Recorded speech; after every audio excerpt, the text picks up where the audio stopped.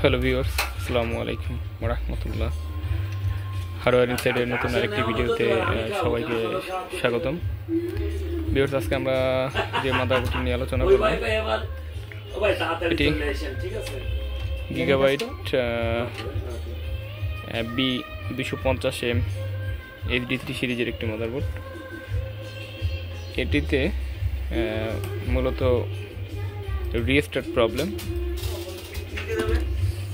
মাদারবোর্ডটি এর আগেও এই কাস্টমার কোনো একজনকে দেখিয়েছেন, কোনো একজন টেকনিশিয়ানকে দেখেন, সে আসলে কাজ করেছে বিভিন্ন জায়গায়, যদিও কাজ করে আসলে কোনো সমাধানে নিয়ে আসতে পারেনি।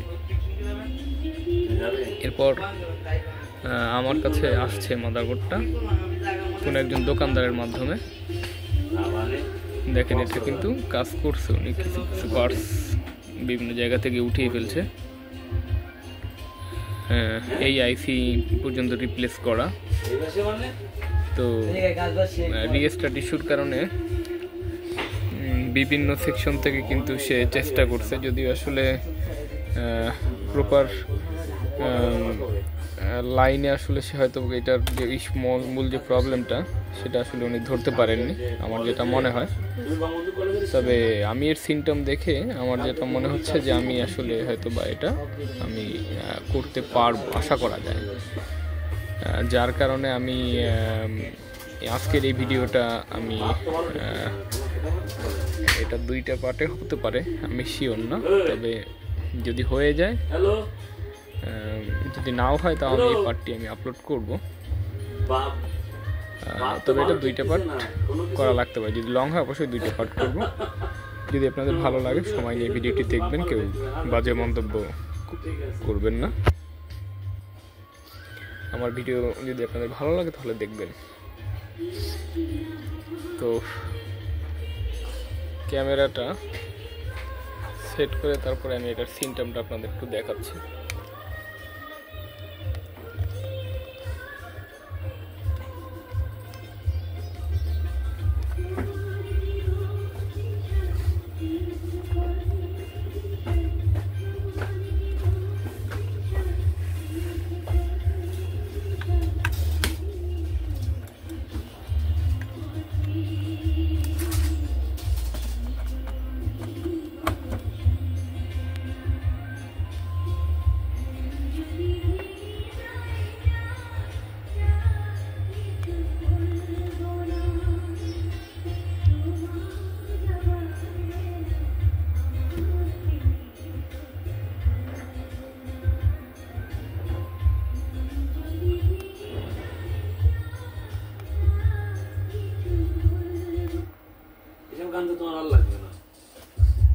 আমরা এগুলোই শুনি ভাই।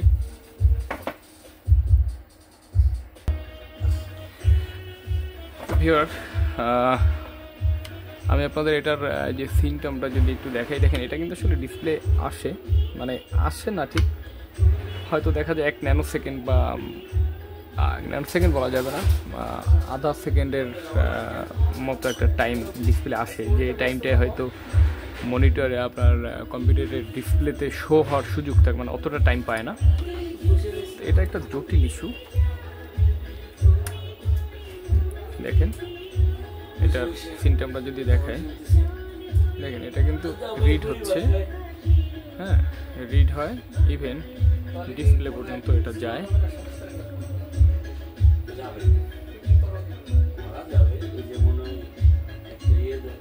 ঠিক এই যে সিগন্যালটা দেখলেন, এরপরে কিন্তু এটা রিস্টার্ট নিল, অর্থাৎ 97 এই যে ঠিক এই পর্যন্ত এসে এটা রিস্টার্ট নিচ্ছে, অর্থাৎ এই সিগন্যালে কিন্তু ডিসপ্লে আসে, হ্যাঁ এই সিগন্যালেও ডিসপ্লে আসে, কিন্তু আমার এখানে আসে 97 সিগন্যাল দিয়ে কিন্তু এটা বন্ধ হয়ে যাচ্ছে। দেখেন আপনাদের দেখার সুবিধার্থে দেখেন এখন কিন্তু বন্ধ হয়। এইভাবে এর কন্টিনিউ ইস্যুটা হচ্ছে, এটা কিন্তু র্যাম ডিটেক্ট করছে, প্রসেসর রিড করে, র্যাম রিড করে, কিন্তু ডিসপ্লে আসে না। ডিসপ্লে ঠিক যখন আসবে তখন এটা বন্ধ হয়ে যায়। এটা কোনো অংশে এটা গ্রাফিক্সেরও কিন্তু ইস্যু হয়, অর্থাৎ চিপসেটের ইস্যু হলে এরকম হতে পারে। তবে এটা র্যাম অথবা প্রসেসরের এই ইস্যু বলা যাবে না, কারণ এখানে র্যাম প্রসেসর আমি চেঞ্জ করেছি। আপনারা যদি বলেন তাহলে আমি চেঞ্জ করে দেখাতে পারি, তবে এটা আমি চেঞ্জ করেছি এর আগেও। আপনাদের সুবিধার জন্য আমি একটু চেঞ্জ করে দেখাই।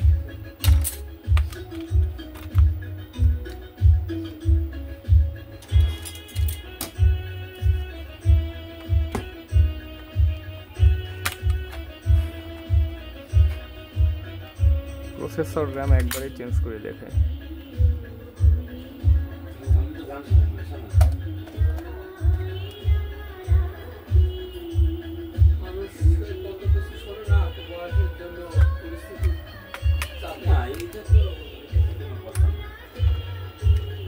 এটা ছিল Core i5, আগের প্রসেসরটা ছিল Core i5, আর এখন আমি যেটা ব্যবহার করছি এটা হচ্ছে Pentium ডুয়েল কোর। যদি আপনারা দেখতে পান এটা Pentium ডুয়েল কোর, এবং আমি একটা টিমের একটি র্যাম ব্যবহার করছি এখানে। আগে যেটা ছিল Corsair-এর।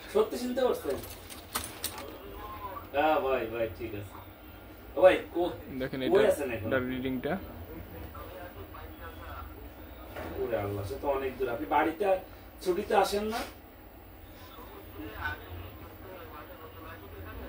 দেখেন 97 এখন বন্ধ হয়ে গেছে, কিন্তু অর্থাৎ আগের যে প্রসেসর র্যাম ছিল সেটা যে সিগন্যাল বা সেটা যে পর্যন্ত এটার সিগন্যালটা যায় ঠিক ওই পর্যন্ত গিয়ে কিন্তু এটা বন্ধ হয়ে যায়। হ্যাঁ,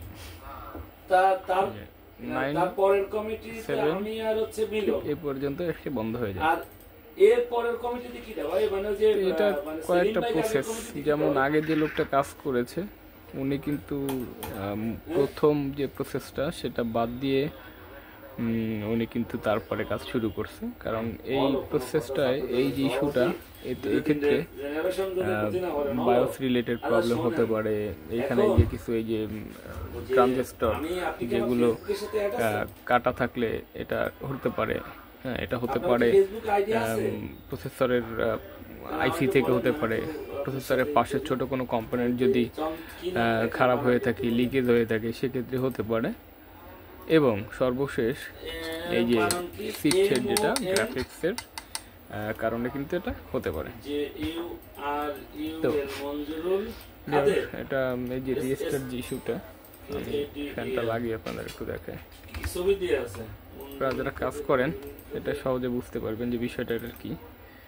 তো এই ধরনের ইস্যু তো অনেকে পড়েন, কিন্তু এর সলিউশন যেমন এটা এই যে দেখছে সে আমাদের এই মার্কেটের একজন টেকনিশিয়ান, সে আসলে এটা কোনো সুরাহা করতে পারেনি। আমি যে বলছি আমি পারবো সেটাও নিশ্চিত বলা যাবে না, তবে আশা করা যায় হতে পারে। ছেলে মেয়ে কয়জন আপনার?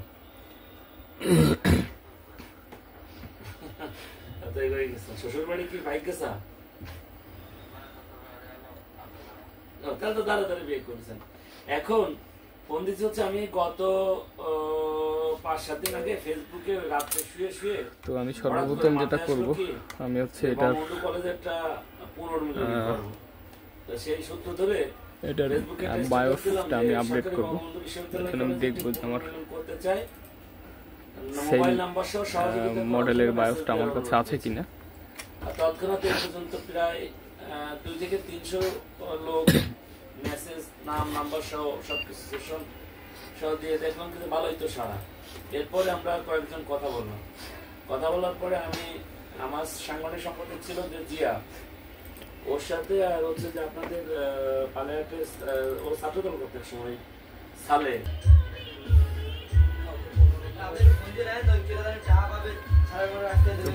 আমরা একটা 8 MBর একটা বায়োস চিপ নিয়েছি। এটা আমরা যেটা করব, আমরা এটা রাইট করবো আগে। মুখটু কালা করে বয়ে দিয়েছে।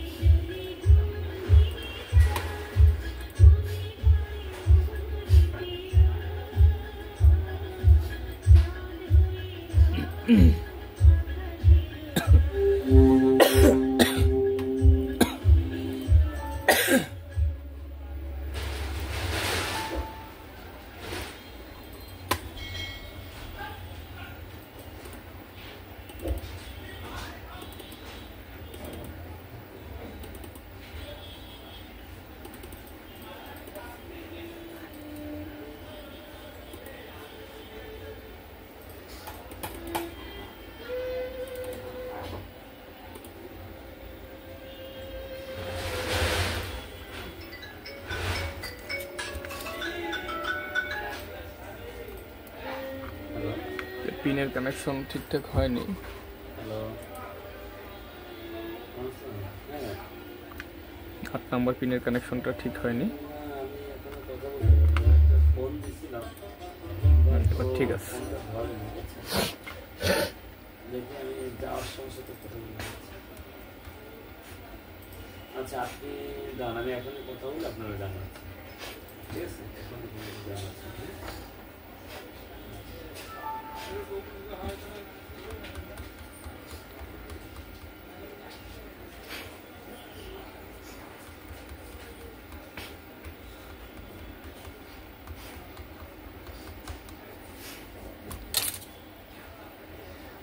সাথে থাকবেন।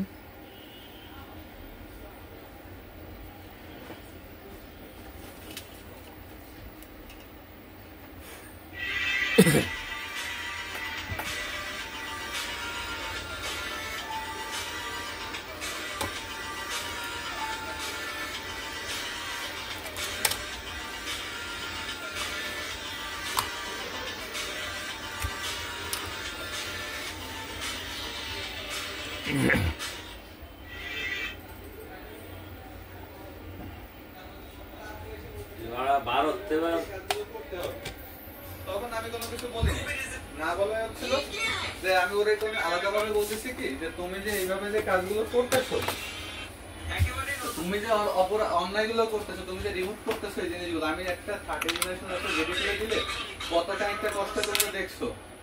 তুমি প্রত্যেকবার এরকম ই করতেছো, তুমি প্রত্যেকবার আমার কাছে আসে, তুমি তোমার বাপরে দেখাচ্ছো তো তুমি রাত্রেবেলা কাজ করো, আর 12টার পরে কি করেন সেই কাজগুলো দেখেন। পরে আমার একটা ভাই তাহলে এটা রেখে যাচ্ছি, আপনি একটু রেডি করে দেন। আমি ভাই এই ল্যাপটপ নিয়ে আসতে হবে শনিবার দিন, শনিবার দিন আমি রেডি করতে পারবো না। আর ওর বাপরে কয়ে দিচ্ছি যে এবার আমি রেডি করে দেবো, আপনি আসবেন, আপনি দেখে নিয়ে যাবেন, এরপরে আমি আর কোনো কিছু রিপেয়ার করতে পারবো না।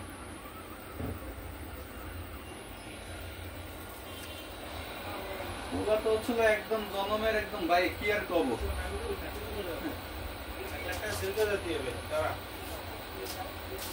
সেই চিন্তা করেন। পরে হচ্ছিল যে ওই যে কয়েকটি ভাই আপনি ওয়াইফাই দেখি মডেম লাগাইছেন, মডেম লাগাইছেন। আমি বললাম ভাই ওয়াইফাই রিসিভার লাগাইছি তোর এই জায়গাটা, তোর নেট পাচ্ছিল না, সেটা নেট ওয়াইফাই রিসিভার লাগাই কাজ করছি। হ্যাঁ, কয় ভাই এখন তো এটা পাচ্ছে না, কানেক্ট করে ওইগুলো করে। ওই যে বলতেছি হচ্ছে কি, ওই যে আমাকে বাড়ির ধারে আমাকে সিঙ্গাপুর মানুষটা আসলে মেলা ভালো, ওই যে দেখলাম আমি বুঝতে পারিস যে ইলাকার বাড়ি মোস্তাকার বাড়ির কাছে ওই জায়গা জমির ওইটার কাহিনী কি সর্বশেষ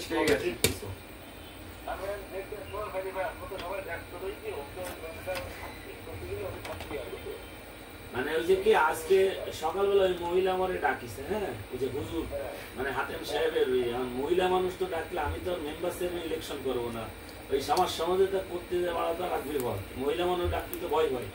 পরে সকালবেলা তানবিন আর একজনদের নিয়ে গেছি, আরো হলো হুজুর মানুষ মাদ্রাসায় পড়ায়, বুঝলেন একে তো চরম বিপদ, দেখা গেল কলেজ আমার দ্বারা এসে আকাম করতে, ওই হিসেব করে গেছি।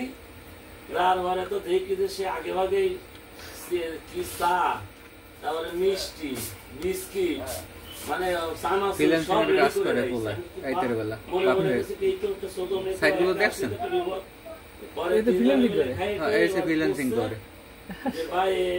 নতুন ল্যাপটপে ফ্রিল্যান্সিং করে রাইতের বেলা করাতে দিচ্ছে না। মাসুম তো চেয়ারম্যান সাহেব তো এরকম মাইকেল ডিমেটার ভাই একটা কিছু আমার জন্য করেন, আমাদের শোনেন আমি তো এই ব্যাপারে আপনারা কোনো কিছু বলতে পারি না, ডিসিশন ভালো কাজে কাটাচ্ছি। তো ভিউয়ার্স, আমরা এই যে পরবর্তীতে 250 250 সিরিজের বাস আমরা এটা রাইড করলাম, এবং এটার সাথে যে থাকা যে বাসটা এটা আমরা খুলে রাখছি, খুলে আমরা এটা করিনি, কারণ আমরা একটা বাস চিঠি করছি এটা। এবার দেখবো যে এটার সিমটমটা আসলে তোমার সুবিধা মতো তুমি ডেট করো, আমি ওনাকে বলে দেবো যে এই ডেটে মাসুম থাকবে, সেই ডেটে হচ্ছে লোকজন আপনি অ্যারেঞ্জ করেন, বাস কথা একটা, আমিও থাকবো, সমস্যা নেই। ডেটটা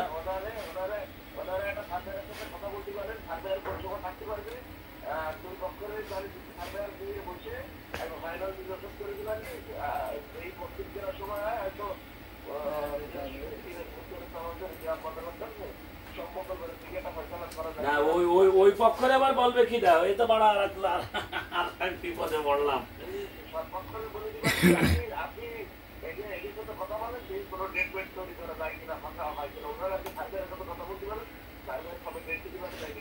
আচ্ছা ঠিক আছে, আমি তোমার আরেকবার একটু ডিস্টার্ব করবেন, ঠিক আছে? ওকে। হ্যাঁ ভিউয়ার দেখেন, এটা কিন্তু আসলে আশা করি এটা সমাধান হয়ে গেছে। তো দেখতে পাচ্ছেন এবার কিন্তু পাওয়ারটা রিস্টার্ট নিচ্ছেন এবং বিপ যে একটা আওয়াজ আপনারা দেখলেন সেটা কিন্তু কন্টিনিউ মানে আপনারা পেয়েছেন। দেখেন এডি অর্থাৎ এটার যে ডিসপ্লে সেটা কিন্তু কন্টিনিউ চলে আসছে, দেখতে পাচ্ছেন। এখন কিন্তু বন্ধ হচ্ছে না। আগে যে 9-7 একটা স্ট্যাটাস দিয়ে যে বন্ধ হয়ে যেত সেটা কিন্তু এটা এখন আর হচ্ছে না। তো আমি বলছিলাম যে এটা আমি 2টা পার্ট করবো ভিডিওটার, 2টা পার্ট করা লাগেনি। আর আমি কনফিডেন্সের সাথে আমি এটা বলেছি যে এটা আমি ঠিক করতে পারবো আশা করা যায়, কারণ আমি আপনাদের শুরু থেকে দেখিয়েছি যে এই মাদারবোর্ডটা কি পরিমাণে হ্যামারিং হয়েছে। অর্থাৎ তাকে এক ভদ্রলোক এটা চেষ্টা করেছেন কাজ করার জন্য, তিনি এমন কোনো জায়গা বাদ রাখেননি কাজ করার জন্য, যে মানে কোনো বাদ রাখেননি। অর্থাৎ মাদারবোর্ডের এই উনি ধারণা করছে যে কোর সেকশন থেকে কোনো একটা ইস্যু এবং এখানে যথেষ্ট পরিমাণ কাজ সে করেছেন, কিন্তু আসলে এটা কোর সেকশনের ইস্যু মোটেই না। আমি সবসময় আপনাদের আমি একটা কথা আমি বলেছি যে মাদারবোর্ডের ইস্যুগুলো মানে প্রাইমারি রিস্টার্ট ইস্যুগুলোর ক্ষেত্রে অবশ্যই আগে বায়োসের কাজ করতে হবে। আপনি আদার সাইড কখন ধরবেন? যখন বায়োসের কাজ করে হচ্ছে না তখন।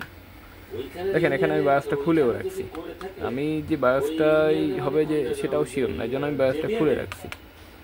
কারণ এমন হতে পারে যে আমার এই বায়োসটা করার পর দেখলাম যে সেম সিমটম, কিন্তু পরবর্তীতে যে বায়োসগুলো আসলে আমরা অনেক বায়োস আমরা বানাই নিয়ে আসি, অর্থাৎ আমরা তৈরি করে নিয়ে আসি।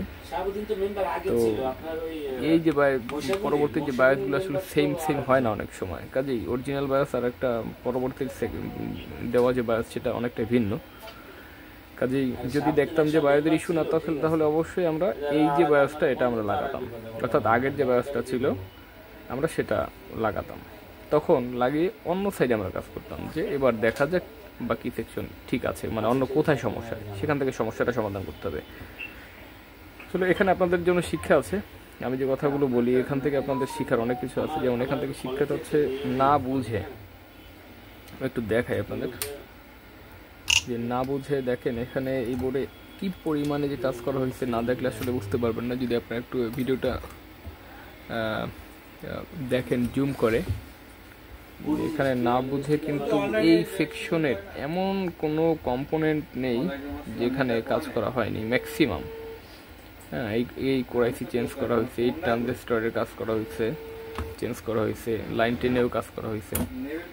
ইভেন এখানে দেখেন এই যে এগুলোতেও কিন্তু এই যে পাশে ট্রানজিস্টর যে প্রসেসরের যে 1.5 ভোল্ট 3 ভোল্টের সেগুলোতেও কিন্তু কাজ করে অলরেডি। কিন্তু দেখেন সেখানে পেস্টটাই দেখেন, এই পেস্ট কিন্তু লাগানো আছে।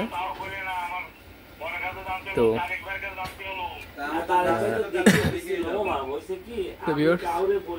নাথিং টু সে, আসলে কারো কাজের ব্যাপারে আমি মন্তব্য করতে রাজি না, তবে আমি এটুকুই বলবো, এটা আমি রেখে দিচ্ছি যেহেতু এটা লাগতেছে না, এটা আমি রেখে দেবো। অবশ্যই এটা বলবো যে না বুঝে অবশ্যই কোনো কাজ করা যাবে না। আগে কাজের প্রবলেমটা বুঝতে হবে, কাজের লাইন ধরতে হবে, তারপরে কাজ করতে হবে। আপনি আন্দাজে বিভিন্ন জায়গায় দেখা যায় বোর্ডের সমস্যা একটা, কিন্তু আপনি কাজ করলেন আর এক সেকশনে কাজ করে বোর্ডটা এমনভাবে করলেন যে এটা আজীবনের জন্য ডেডই বানাই ফেললেন। এটা যে ঠিক করা যাবে আপনি বুঝতে পারলেন না, কিন্তু আপনি আলটিমেটলি কাজ করে এটা ডেড বানিয়ে ফেলছেন, যে পরবর্তীতে কোনো একজন টেকনিশিয়ানকে এটা দেখে যে সেটা রিপেয়ার করাবে সেই সুযোগটা আপনি রাখছেন না। আসলে এটা করা উচিত না। আপনি পারেন, আপনি ওটার অবস্থা এমন রাখবেন যেন অন্য কোনো টেকনিশিয়ান যেন সেটা ঠিকঠাক করতে পারে, অর্থাৎ সেটা যেন সে ভালো করতে পারে। একটা মাদারবোর্ডের দাম 9-10 হাজার টাকা, আপনি নষ্ট কোনো করবেন পারেন না, ছেড়ে দেবেন। কিন্তু এমন কোনো কাজ করবেন না যেটা টোটালি মাদারবোর্ডটা ঠিক হয় না, এরকম কোনো কাজ করা যাবে না। তো ভালো থাকবেন, হার্ডওয়্যার ইনসাইডের পাশে থাকবেন, আমার জন্য দোয়া করবেন। আর যারা নতুন ভিডিও দেখছেন অবশ্যই আমার চ্যানেলটি সাবস্ক্রাইব করে পাশে থাকা বেল বাটনটি বাজিয়ে দিবেন, তাতে করে পরবর্তী নতুন ভিডিওর আপডেটগুলো সবার আগে আপনি পেয়ে যাবেন। আর যারা কন্টিনিউ আমার ভিডিও দেখছেন সবাইকে আন্তরিকভাবে ধন্যবাদ।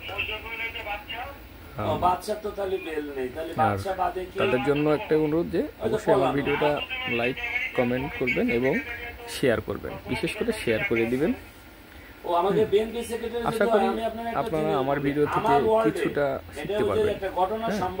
আমি যে ভিডিওগুলো ছিল একেবারে র ভিডিও, যেটা এখন এডিট নেই, কিছু নেই, এখান থেকে আপনারা শিখতে পারবেন। শিক্ষণীয় যদি কিছু শিখে থাকে যারা কাজ করেন তারা অবশ্যই আমার এখান থেকে কম হলেও কিছুটা শিখতে পারবেন, বিশেষ করে কমন ইস্যুগুলো। আসলে মেজর লাইনের একটা ভিডিওর কাজ করতে গেলে অনেক বড় ভিডিও হয়ে যায়, সেটা দেখতে আপনাদের অসহ্য লাগতে পারে, যার ফলে সেগুলো ভিডিও হয় না। মোটামুটি অল্প মধ্যে যে কাজগুলো হয় সেগুলো আপনারা এখান থেকে শিখতে পারবেন ইনশাল্লাহ। তো ভালো থাকবেন ভিউয়ার্স, হার্ডওয়্যার ইনফিডের পাশে থাকার জন্য সকলকে ধন্যবাদ। আসসালামু আলাইকুম ওয়া রাহমাতুল্লাহ।